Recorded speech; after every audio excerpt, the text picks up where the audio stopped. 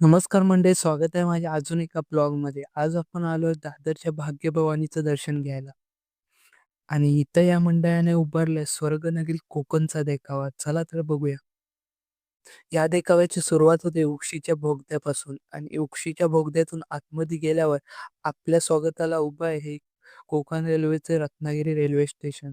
आणि आतमध्ये गेल्यावर आपल्या स्वागताला उभा आहे हा स्वच्छ समुद्र किनारा.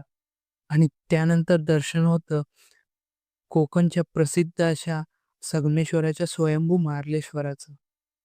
त्यानंतर दर्शन होतं गणेशपुळेच्या गणपतीचं आणि पावसच्या स्वामी स्वरूपानंद मठाचं. आणि नंतर आपल्या स्वागताला उभा आहे हा आरेवारेचा स्वच्छ समुद्र किनारा आणि ही लाल परी.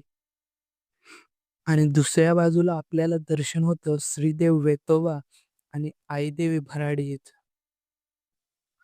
आणि नंतर दर्शन होतं रत्नागिरीचे ग्रामदैवत असलेल्या श्रीदेव कालभैरव यांचं.